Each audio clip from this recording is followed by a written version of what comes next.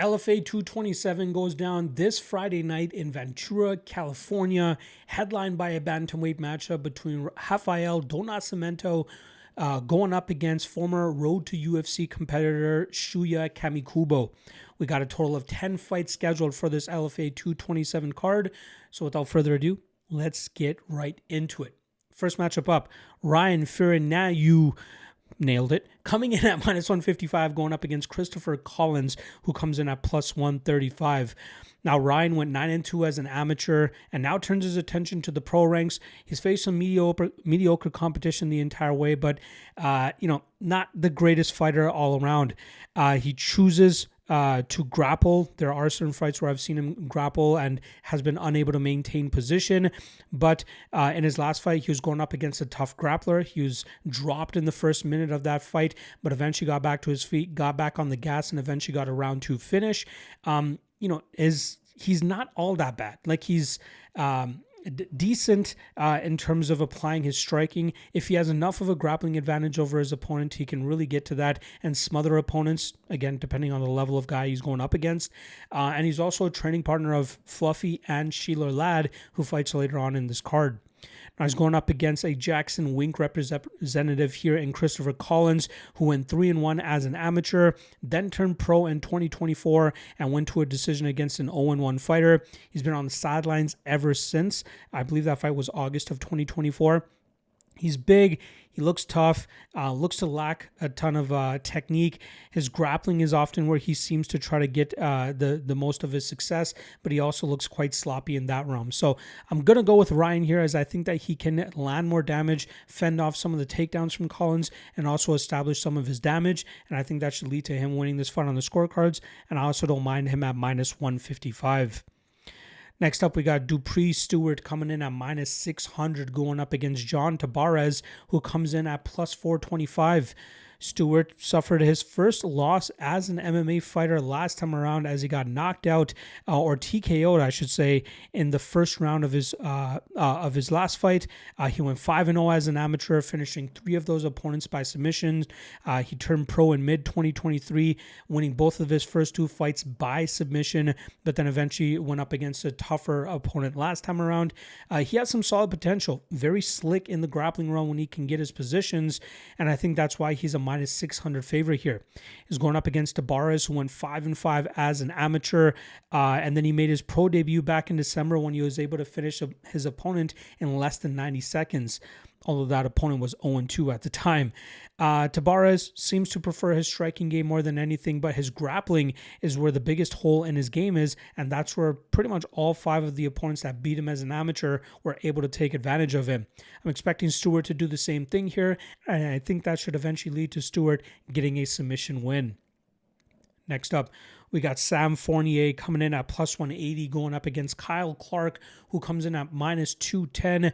Fournier is a Muay Thai specialist who doesn't have a not too shabby jiu-jitsu game, but if he can smash through that guard, it's pretty easy to get to a dominant position and look to get the TKO against him. He's pretty big for the cage and utilizes his size very well. He loves to engage in the clinch in terms of utilizing his knees and his elbows, but like I said, his grappling game is kind of a work in progress. He's shown some good things off of his back, but if he can fend off those wacky take or submission attempts at first, you should be able to get to a dominant position and eventually find a big finish. That's what I'm expecting from Kyle Clark here, who is a protege of Gilbert Melendez and the Scrap Pack, training alongside Melendez and even UFC fighter Hyder Emil. His lone amateur loss, where he went 6-1, came against Sheila Ladd, who's fighting later on in this card. He's now 1-1 as a pro, although his last loss coming in December was against Chuck Campbell, who had 11 more pro fights than Clark, and Clark made a pretty good account of himself, losing that fight by split decision. He's tough, he's strong, he likes to push the pace, he likes to stay in his opponent's face, he likes to engage in the clinch when he can, but he loves to also throw down in the pocket and land with big power. He's a BJJ purple belt as well, which I think is going to come into play here as he goes up against the bigger Sam Fournier. Look for Clark to stay in Fournier's face, look to take this to the ground, and I think from there he can really control where this fight takes place, and I think he eventually finds a finish in the second or third round against Sam Fournier, so give me Clark inside the distance. Next up, we got Roman Puga coming in at minus 500 going up against Hamze Trad, who comes in at plus 375. Now, Puga is 3-0 since returning from a 5.5-year-long layoff. The reason for that layoff was because of the TKO injury he suffered back in Bellator, and it had to do with something with his eye, which is the reason he stayed out of competition for as long as he did. Since coming back, like I said, he is 3-0, finishing all 3 opponents by first-round knockout. His last win in August was against a 3-0 undefeated professional, or a prospect, I should say, and he finished him in just 70 seconds. He was eating a lot of kicks that night, but when he finally got his timing and range down, he was able to showcase his power and why he's so dangerous. He comes from a striking background. He trains alongside fighters like Javier Torres. He's a BJJ purple belt and very active off his back when he finds himself there, but I think if he had it his way, he would let his leather go and try to find knockouts more often than not. Now he's going up against Trad, who makes his LFA debut here, who went 10-1 as an amateur. The only loss was his first amateur fight. Then he went into the pro ranks, won his debut in September of 2024 with a submission win, and then in March he ended up getting knocked out in the second round of his fight. It was a wart that he had against David Rivera that night, but he eventually got caught with a nasty knee and put away. He looks to be more of a brawler than anything, and that obviously has some issues when he leaves his chin as high up as he does at times, leaves himself too vulnerable to being counterstruck, and his grappling doesn't seem all too shabby either. He's only faced defeat twice, so his style is working out more often than not over the 13 total fights that he has, but I think this is a tough one for him to go overcome, especially going up against a guy who has a type of power that Roman Puga does. I still think that the odds are a little bit too wide because Trad is going to be willing to engage in the pocket, and he might be able to catch Puga in return. So given how this fight should play out, I think minus 500 is just a little bit too wide, but I still think Puga gets the knockout and gets the win here. All right, this is probably the fight that I'm most intrigued by on the entire card, where we got Sheila Ladd coming in at minus 175, going up against Isaiah Pinson, who comes in at plus 150. Now, Ladd fumbled a bag big time last time around as a minus 900 favorite, getting starched and knocked out by 40-year-old Joe Taylor. That fight was back in November, and a fight that a lot of people expected Ladd to get the striker to the ground almost immediately and start applying his grappling approach. Unfortunately, Ladd couldn't get in any closer than he needed to. Like his head was on the center line the entire time, so anytime he entered the pocket, Taylor just jabbed him or landed a 1-2 down the pipe, and it wasn't all that long after that Taylor eventually landed the big shot to put Ladd clean out.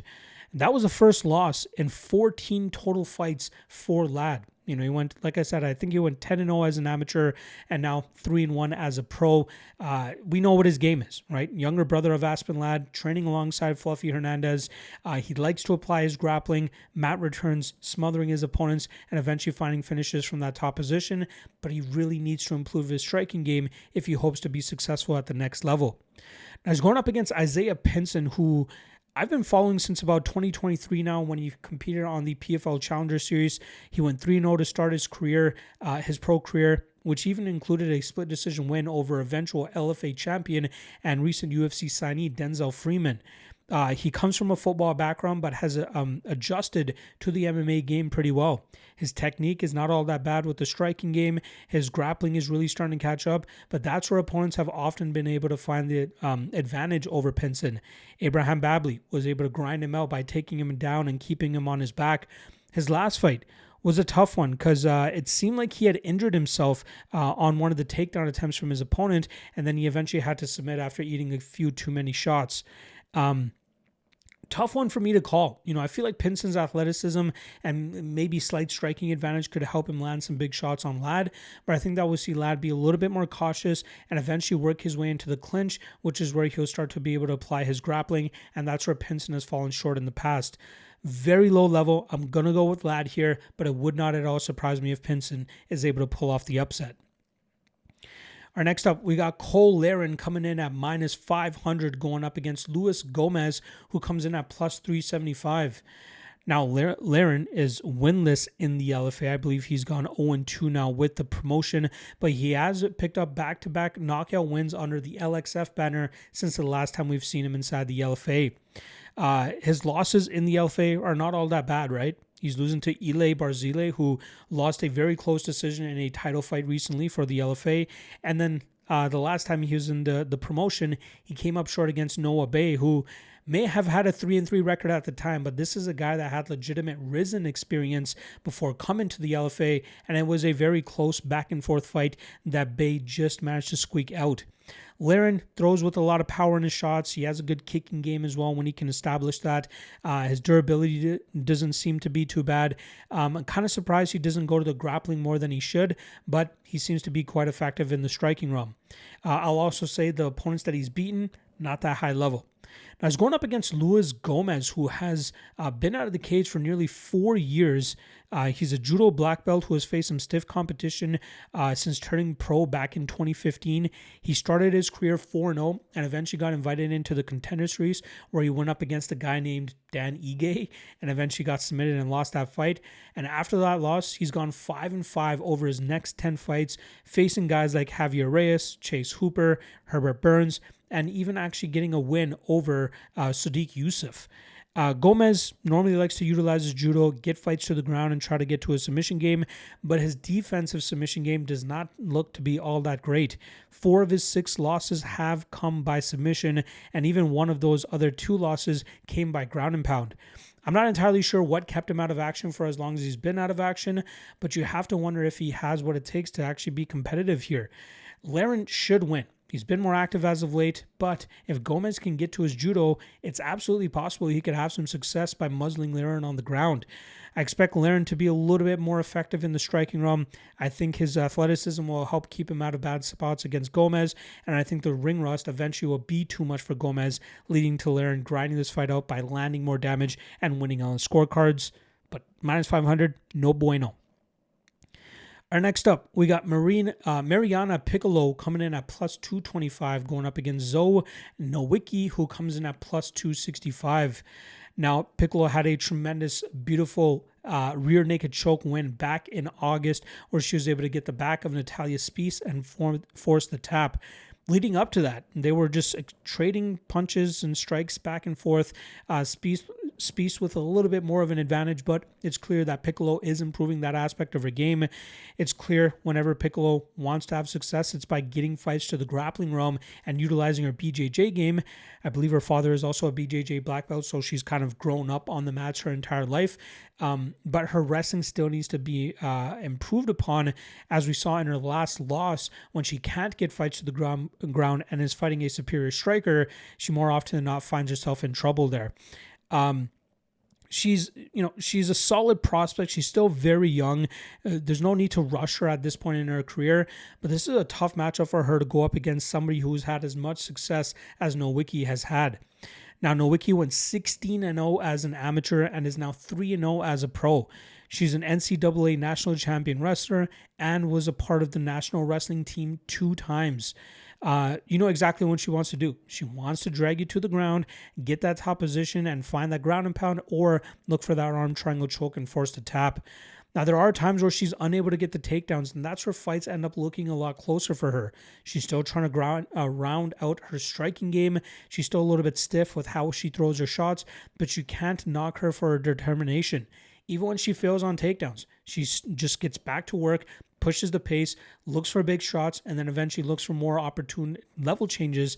And from there, gets back to her grappling game where she can either get into the clinch, land some good damage there, or just get the takedown and do what she does best from that top position. She has great cardio as well to go 15 minutes, so that's obviously something you don't really need to worry too much about. But in this fight, it's very interesting, right? I think Piccolo is a slightly better striker. Piccolo obviously has a bit of a pure BJJ advantage, so where's Nowicki going to be looking to take this fight? I think she will still be looking for the takedowns, and I think she's strong enough to kind of nullify the submissions that are going to be coming back her way, but it's still tough to trust her at minus 265. She's been so dominant as an amateur that I think it will start to leak into her pro career, as we'll see her grind Piccolo out. But if she doesn't get takedowns, if she's forced to strike with Piccolo for 15 minutes, there is a world where Piccolo ends up landing more damage here. So that's something to definitely consider. I'm still going to end up going with Nowicki. I think her wrestling will bail her out of bad spots, and I think she'll be able to shut down Piccolo's submission game and grind this one out. But minus 265 is just too wide here. If she somehow gets down to minus 150 over the next 24 hours, maybe I'd consider a play at that point. But at the current minus 265 line, no thank you. All right, next up, we got Theo Haig coming in at minus 1,400 going up against Lance Wright, who comes in at plus 800. No need to get too deep into this one. Wright is a 7-4 journeyman who's absolutely, struggled against guys that bring grapple-heavy approaches. All 4 of his pro losses have come by submission. That's exactly what Haig's going to be looking to do. He's going to look to land his takedown, get that top position, and eventually find a finish. I'll look at the under 1.5 whenever they drop it. If it's anything better than minus 250, I'll probably shoot on that because I think Haig will absolutely dominate right here. And I think Haig will slowly start to remind people why he deserved the Contender Series opportunity in the first place. And even though he looked as bad as he did against Cesario Oleksiejczuk, he is rounding out his game still, specifically with the striking game. And I think that we'll start to see some of that as he gets further and further away from that loss. So give me Haig inside the distance, and the under 1.5 will more than likely hit here. Co-main event now, where we got Arnold Jimenez coming in at plus 270 going up against Alan Begosso, who comes in at minus 330. Now, Jimenez is now 1-3 in the LFA, with that one win being a DQ win against Josh Wang, I believe it was, Josh Wang Kim.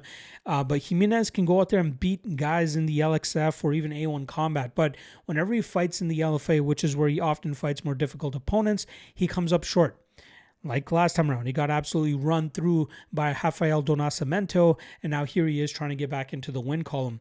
At his best, he's a decent striker, good pop on his shots. He can mix in the takedowns at good moments as well, but it's hard for him to establish that against guys that he can't dictate the pace against. And he's going to struggle to do that here against Alan Begosso, who in my opinion is a guy that probably deserves to be in the UFC, but from road bumps to, some losses in big spots to not being able to be active, right? He is, let's just go through the breakdown that I have of him here.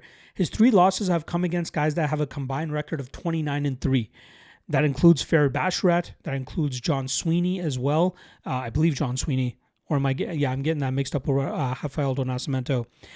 He's 2-0 since his last defeat, but that win streak stretches all the way back to August of 2023. He's had 4 fights fall out since then. So that's kind of the issue in terms of just staying active. At his best, he's a nasty power puncher that loves to bring the heat with his hands, push forward, land his big shots, or even threaten with submissions when his opponents go for bad takedown attempts, just as we saw in his last win. He's trained out of Team Alpha Male. He's trained at the UFC PI. I believe he's now the ex-boyfriend of Luana Santos. They were all over each other's feeds over the last couple of years, but it seems they've both kind of disappeared. So I don't think they're together anymore, but I think that's how he's getting access to the PI in the first place. He's also still just 30 years old, so he's still working into being more of a complete fighter and still has the opportunity to get to the UFC. Now he's going up against Jimenez. I believe Begosso is rightfully the chalky favorite here. I expect him to bang on Jimenez. I think he eventually finds a big shot to put him away. I'm going to be keen on what the under here is, especially if it's set at 2.5. If we're getting anything better than, minus 180, minus 185 on the under 2.5, I'd probably shoot on that. But I also wouldn't mind putting Begosso into a parlay either, because I think he absolutely smokes Jimenez here and gets the finish. All right, moving over to the main event now, which takes place in the bantamweight division. We got Rafael do Nascimento coming in at plus 150, going up against Shuya Kamikubo, who comes in at minus 175. Now, I really feel for do Nascimento, who has wins over guys like Marcus McGee and Justin Wetzel, who've obviously had success at the next level at this point. Unfortunately, small losses to guys like Gerald Hodge and John Sweeney, both which were for LFA titles, have kind of stunted do Nascimento's growth.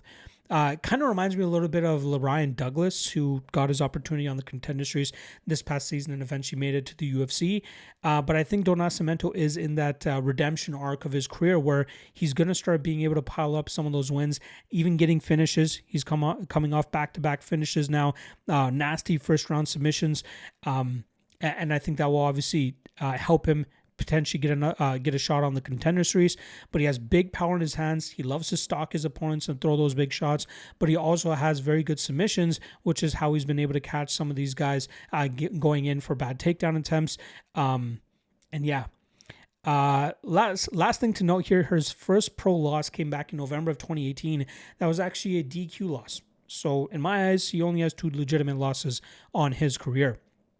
Now he's going up against former Road to UFC competitor Shuya Kamikubo, who I chose to fade last time around with Eric Shelton. Now that kind of hurts because obviously we know Shelton got submitted in the second round of that fight. But just this past weekend, Shelton went up against another high-level BJJ black belt and shut that guy down and pulled off the upset. So that's the kind of Shelton I was expecting against Kamikubo. But Kamikubo eventually got to his takedown, wore Shelton down, and eventually got that second round submission. And that's kind of Kamikubo's style. This guy just shoots desperation takedown after desperation takedown, and it eventually works out for him where he can eventually find submissions or just go out there and grind guys out over 15 minutes. He's 2-0 in the LFA now, with his first win coming by twister, which is absolutely nasty. And then obviously that, I believe it was a rear naked choke that he got against Eric Shelton. If he's fighting guys that can stop the takedowns and force him to strike, that's where he's going to start to run into trouble. He has almost no striking game. Like he barely punches his way into the pocket so he can get a hold of his opponents. And from there, he's just chaining different takedown attempts together. He does a good job in terms of like lifting one of his opponent's legs and then tripping out one of the others. So that's something that a lot of opponents are going to have to look out for. His durability has obviously held up pretty well for him, but he is such a liability in the striking realm that it's hard to really trust him as a chalky favorite no matter who he goes up against. Now, in this matchup against Nascimento, I feel like Nascimento is going to be very hard for Kamikubo to deal with in the striking realm. And then even when this gets into the grappling realm, I like enough of what I've been seeing from Nascimento that he should be able to threaten with submissions, look for reversals, work back to his feet, and then force Kamikubo to strike with him. And I think that could lead to Nascimento consistently landing more damage and possibly winning this fight on the scorecard. So I'm very excited for this matchup as well, just to see how Nascimento deals with Kamikubo's grappling. But I'm going to go with the Brazilian here, just being a little bit more damaging, a little bit nastier, and I think that could lead to him getting that decision win. So give me the underdog to pull off the upset in a half IL Nascimento. All right. Full card breakdown there for you guys for LFA 227. Appreciate the love and support as always. Make sure you guys check out all the other great content that I got this week for UFC Mexico on the YouTube page. And I will see you guys again tomorrow for the UFC weigh-in recap. See you guys then. Peace.